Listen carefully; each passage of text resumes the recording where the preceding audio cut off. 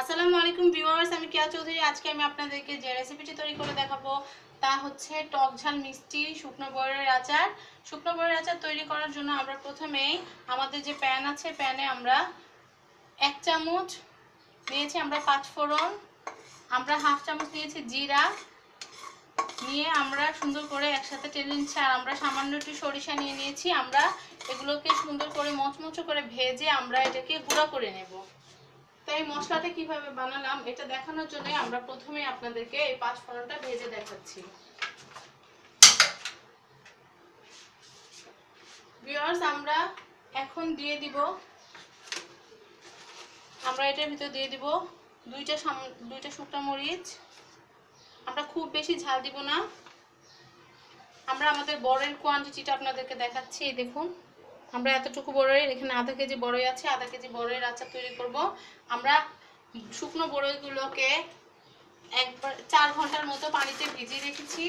ভিজিয়ে রাখার পরে আমরা খুব ভালো করে বড়ইগুলো ধুয়ে আমরা বড়ইগুলো ফাটিয়ে নিয়েছি। আমরা আঁচটা একটু বাড়িয়ে আমরা এটাকে কি করে নিচ্ছি, আমরা মচমচে করে একটু ভেজে নিচ্ছি। ভেজে আমরা এগুলো পাটায় বা গ্রাইন্ডারে পিষে নিব। যাদের গ্রাইন্ডার নাই বা ব্লেন্ডার নাই তারা আপনারা ইতে পিষে নেবেন, পাটায় পিষে নেবেন। আমার ইগুলো প্রায় ভাজা হয়ে গিয়েছে। আমি এখন এগুলোকে গুঁড়ো করে আমাদের আচার বানানোর মেন প্রসেসে চলে যাব।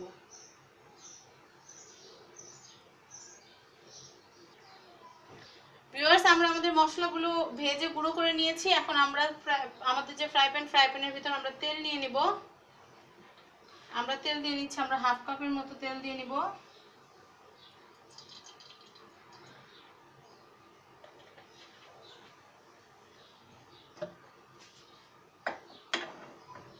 আমরা হাফ কাপের মতো তেল দিয়ে নিলাম।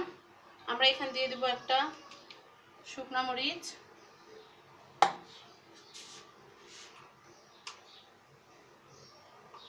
আমরা দিয়ে দিচ্ছি 3 টুকরা দারচিনি, 1 টুকরা এলাচ।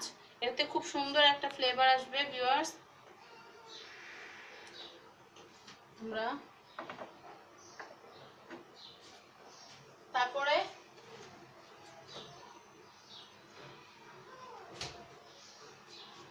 এখানে আমরা সামান্য একটু আস্ত ধনে এবং আমরা একটু আস্ত পাঁচফোড়ন দিয়ে নিব।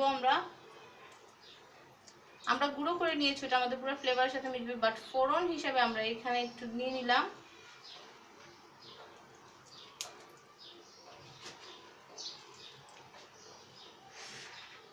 বিয়স তেলের সাথে এইগুলো আমাদের যে মশলাগুলো নিয়ে নিলাম, এগুলো খুব সুন্দর একটা অ্যারোমা বের হয়েছে।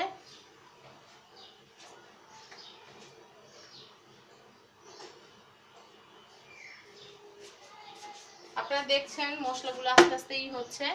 এখন আমরা এটার ভিতরে দিয়ে দিব চিনি। আমরা চিনি 1 কাপ নিয়ে নিচ্ছি।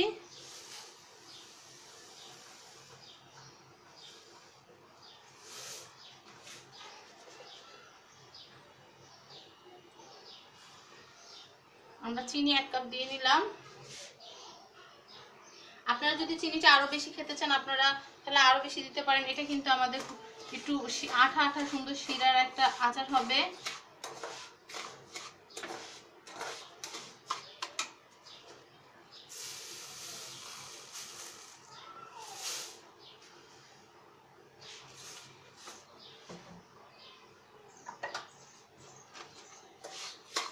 এখন আমরা এটাকে নাড়তে থাকবো। নাড়লে আমাদের চিনিটা মেল্ট হবে। চিনিটা যখন আমাদের মেল্ট হয়ে যাবে বা গলে যাবে তখন আমরা আমাদের যে মশলাটা করলাম, 5 ফোড়ন, জিরা এবং সরষে দানা আমরা একসাথে ভেজে, শুকনো মরিচ সহ ভেজে যে পাউডার গুঁড়াটা করেছিলাম সেই গুঁড়াটা আমরা এটাতে দিয়ে দিব।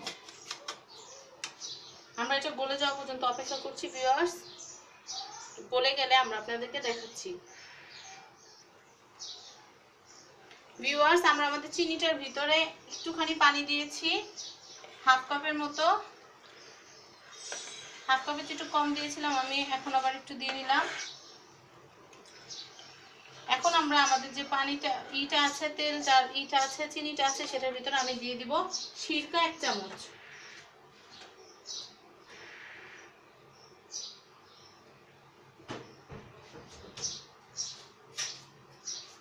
আমি এখানে সিরকা দিয়ে নিচ্ছি, আপনারা যে কোনো ব্র্যান্ডের সিরকা দিতে পারেন। আমি প্রাণের সিরকা নিয়ে নিয়েছি। আমি এখানে 1 চামচ সিরকা দিয়ে দিচ্ছি।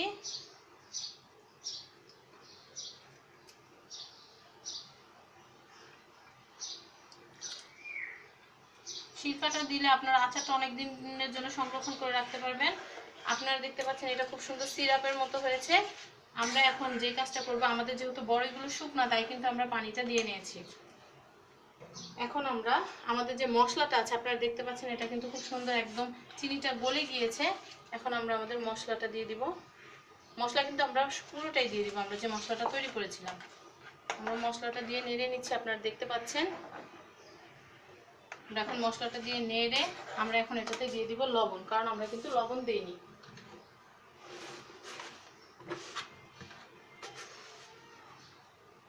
আমি লবণ 1 চামচের মতো দিয়ে দিলাম।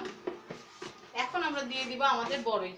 আমরা বড়ইটা একটু আমাদের এরকম সিরাপটা এরকম থাকতে দিব, কারণ আমাদের যেহেতু ড্রাই বড়ইগুলো ড্রাই, বড়ইগুলোর জানি ইটা ঝোলটা সোক করে যেন ঝোলটা খুব মজাদার হয়, এই জন্যই আমি এরকম করে নিচ্ছি। আপনারা দেখতে পাচ্ছেন আমি বড়ইগুলোকে ফাটিয়ে নিয়েছি।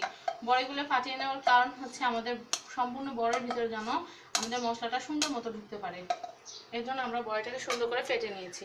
এখন আমি যে কাজটা করবো, আমি কিন্তু আঁচটা কমিয়ে নিয়েছি। আমরা যদি আঁচটা খুব বেশি বাড়িয়ে দিই, তাহলে হঠাৎ করে খুব বেশি আঁচে কিন্তু আমাদের চিনিটা পুড়ে খুব বাজে একটা গন্ধ তৈরি হতে পারে। আমরা এটাকে এইভাবে করে সুন্দর করে খুন্তি দিয়ে আমরা প্রেস করে নিব। আপনারা দেখতে পাচ্ছেন আমরা এভাবে প্রেস করে ঢাকনা দিয়ে ঢেকে এটাকে আস্তে আস্তে আচারটাকে রান্না করে নেব। ভিউয়ার্স, আপনারা যদি এই টক মিষ্টি যে বড়ের আচারটার ভিতর যদি আপনারা হালকা একটু টক ভাব চান, তাহলে কিন্তু আপনারা একটু তেঁতুলের বিচিটা ছাড়িয়ে শুধু তেঁতুলটা একটু দিয়ে নিতে পারেন, যদি আপনারা টকটা দিতে চান। আর না হলে যেরকম প্লেন আছে আপনারা ওরকম রেখে দিলেই হবে। আমরা নিচের দিকে এগুলো একটু উপর দিকে করছি। আমাদের এই সিরাপটা যখন একেবারে আঠা আঠা হয়ে যাবে শুকিয়ে, তখন আমরা এটাকে নামিয়ে নেব। কিন্তু ভিউয়ার্স, আমি আগেই বলেছি আমরা খুব বেশি জাল বাড়িয়ে দেবো না, আস্তে আস্তে আমাদের জালটা আস্তে আস্তে জালে আমাদের আচারটা রান্না হবে। এখন আমি এটাকে আধা ঘন্টা মতো ঢেকে দিব, এরকম অল্প আছে, এভাবে রান্না হবে।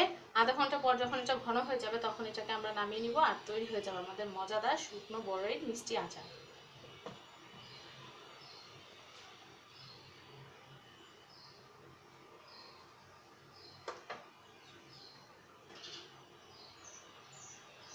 ভিউয়ার্স, আপনারা দেখতে পাচ্ছেন এটা আস্তে আস্তেই হচ্ছে, আচারটা তৈরি হচ্ছে।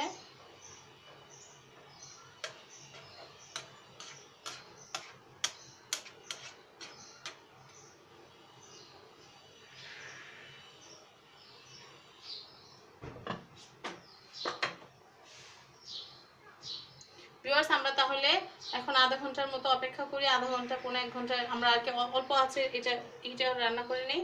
তারপরে ভিউয়ার্স আমি আপনাদেরকে পরিবেশন করে দেখাচ্ছি। ভিউয়ার্স, আপনারা এইটা যখন ঘন হয়ে যাবে, তখন আপনারা অবশ্যই চেখে দেখবেন যে লবণ মিষ্টি ঠিক আছে কিনা। আপনারা আপনাদের টেস্ট মতো যদি লবণ কম হয় তাহলে লবণ দিয়ে নেবেন, বা যদি চিনিটা আপনাদের আর একটু বেশি ভালো লাগে তাহলে আর একটু বেশি দিয়ে নিতে পারেন।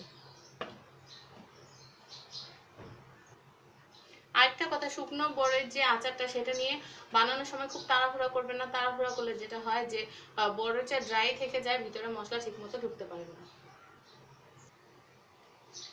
ভিউয়ার্স, আধা ঘন্টা হয়ে গিয়েছে, আপনারা দেখতে পাচ্ছেন আমরা আমাদের অল্প আছে খুব সুন্দর করে আমাদের আচারটাকে আমরা রান্না করে নিলাম, তৈরি করে নিলাম।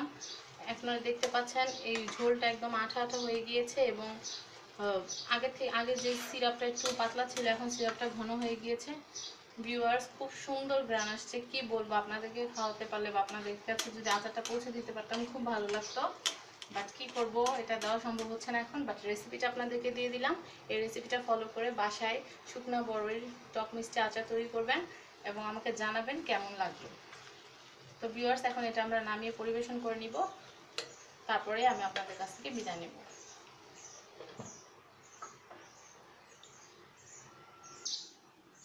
ভিউয়ার্স, আমরা পরিবেশন করে নিয়েছি আমাদের মজাদার শুকনো বড়ির টক মিষ্টি আচার।